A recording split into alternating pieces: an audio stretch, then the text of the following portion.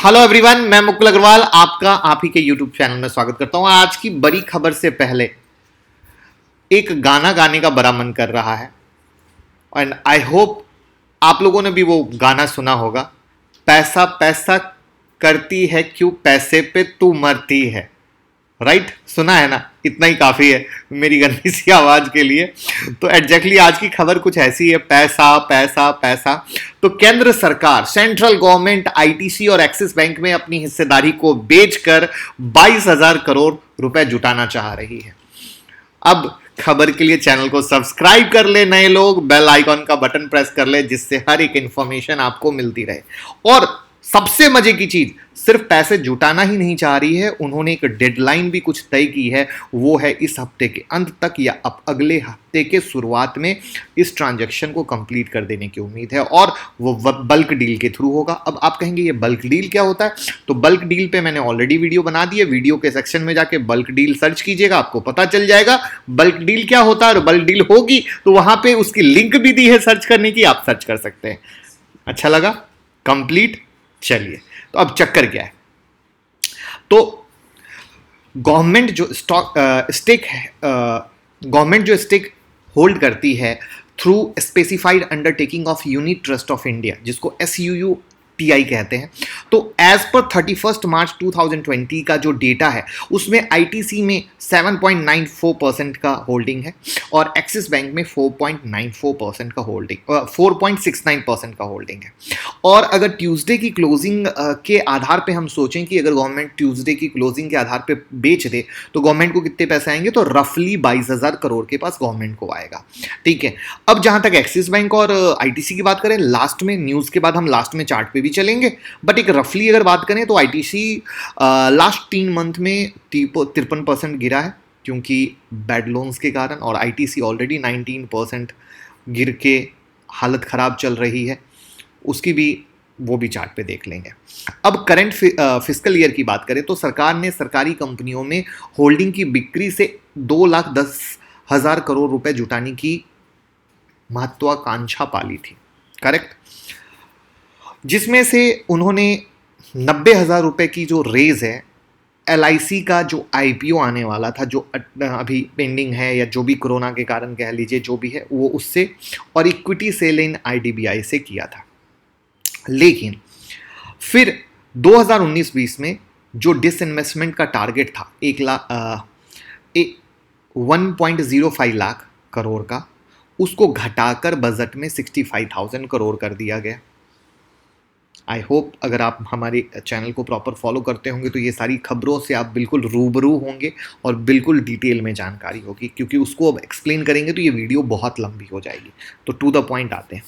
तो ये इसका पार्ट है जहाँ पे सरकार को पैसे की सख्त ज़रूरत है। और सबसे मजे की चीज़ एक आपको सिर्फ समझने की ज़रूरत है, क्यों मैं बोलता हूँ वो एक बहुत अच्छा प्रूफ मिलेगा। कोरोना वायरस अभी आया है और कोरोना वायरस से पहले से सरकार को पैसे की ज़रूरत थी, जिसके लिए वो डिसइन्वेस्टमेंट कर रहा था। करेक्ट है। कोरोना वायरस के बाद तो स्थिति और ही खराब है, जहाँ पे उसको पैसे की बम्पर बम्पर ज़रूरत है, जहाँ पे वो हर तरीके की चीज़ें होने वाली हैं। और जो मैं बार बार कह रहा हूँ, सतर्क रहिए, न्यूज़ में बने रहिए। कब कौन सी खबर, सोचिए अब आईटीसी एक्सिस बैंक में आपके पास पोजीशन हो, आपको खबर ही ना हो और बल्क डील हो जाए, सौदा नीचे, क्या पता चलेगा? या आज ही मान लो नीचे गिरा, अब आपको खबर ही नहीं, आप क्या कर लोगे? तो ड्यू टू दैट रीज़न खबर में बने रहना और खबर को समझना बहुत ज़्यादा ज़रूरी है। अब जो इकोनॉमिक टाइम की खबर है उसके अनुसार जो ये जो शेयर बिक्री है, इसमें म्यूचुअल फंड और LIC के भाग लेने की उम्मीद है और जो ट्रेडिंग प्राइस है उसे 2 से 3% की मामूली छूट मिलने की उम्मीद है। ठीक, अब आपको ये specified undertaking of unit trust of India की बात बता दूं, जिसकी minority stake in 51 listed and unlisted कंपनियों में, जिसमें जो most of its value locked, जो मोटा पैसा है उसमें एक्सिस बैंक, आईटीसी और L&T है, जिसमें से L&T के वो सारे स्टेक पहले से बेच चुके हैं और अब फाइनली एक्सिस और आईटीसी को भी बेचकर प्रणाम करना चाहते हैं। दिस इज द रीज़न जो हमें समझना है, तभी हम अगर एक्सिस और आईटीसी में कोई पोजीशन लेना चाहते हैं तो इन चीज़ों को समझना पड़ेगा। अब चलते हैं हम चार्ट पे, आईटीसी और एक्सिस बैंक का चार्ट देख लेते हैं जिससे बेहतर समझ पाएंगे। तो तो ये आईटीसी का चार्ट है, ऑलरेडी अंडर प्रेशर है आफ्टर द न्यूज़, जो आप देख रहे हैं कंटिन्यू डाउन जा रहा है।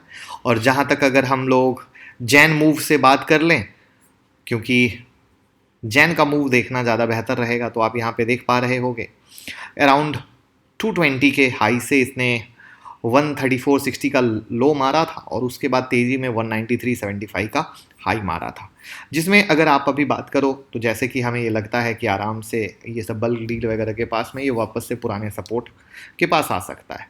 तो देखेंगे, फर्दर और अपडेट कर देंगे पुराने सपोर्ट के पास अगर आपको लेना हो, आपका दिल करता हो। एग्जैक्टली अंडर प्रेशर में एक्सिस बैंक भी है, बट लो से इसने रिकवरी की है, जिसमें 368.45 पैसे का लो है, अभी 384 चल रहा है, जिसमें हम ये मानते हैं कि अराउंड 335 के पास के करीब का 340, एक सेकेंड,